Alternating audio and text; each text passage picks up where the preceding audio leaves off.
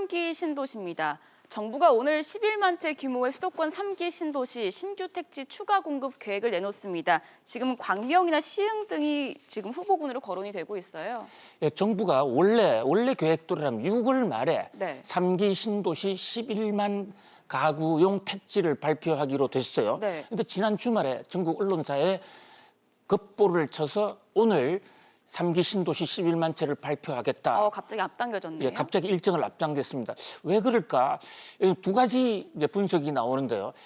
이 신도시 같은 이런 경우는 소문이 나면 부동산 투기가 일어나기 때문에 네. 당초 예정보다 좀 앞당기는 것이 아닌가라는 이런 추측이 하나 있고 네. 또 하나는 최근 요즘 언론에서 서울의 집값이 다시 올라가고 있다.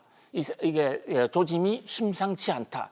그래서 집값 올라가는 것을 차단하기 위해서 앞당겨서 발표하는 것이 아닌가라는 그런 지금 두 가지 측면이 분석이 나오고 있습니다. 네. 어쨌든 이 3기 부동산 신도시 이 부동산 택지 계획을 발표를 하는데요. 사정안의 관심은 과연 어느 지역에 발표할 것인가. 지금 나오고 있는 인천 금암 역세권이라든지 광명, 하안, 의정부, 우정, 시흥, 의왕, 성남 이것은 지난해 9월 달에 이미 발표한 지역이죠. 네. 또 지난해 12월 달에는 남양주, 왕숙, 하남, 인천, 계양, 과천 이런 지역을 발표를 했습니다.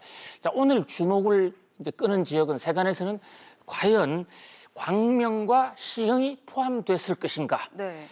또는 안양 지역 이런 지역이 지금 주목을 끌고 있는데 이 광명과 시흥 지역이 주목을 끄는 데는 두 가지 측면이 있습니다.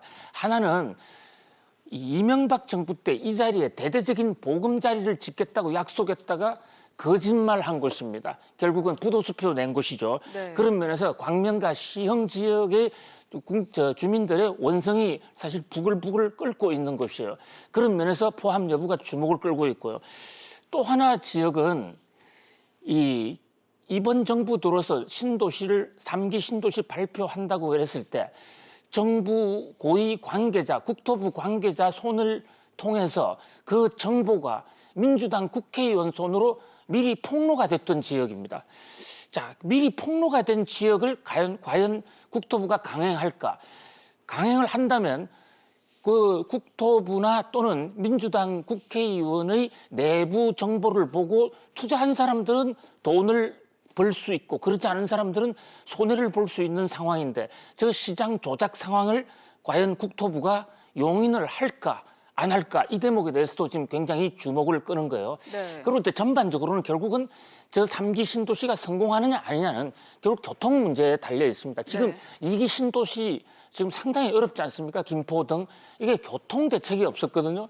그러니까 이번 이 3기 신도시 계획은 그야말로 완벽한 교통 대책으로서 주민들의 불만과 신도시 주택 정책에 대한 시행착오가 더 이상 없었으면 하는 그런 마음 간절합니다. 네, 5월 7일 화요일 마지막 키워드 보겠습니다.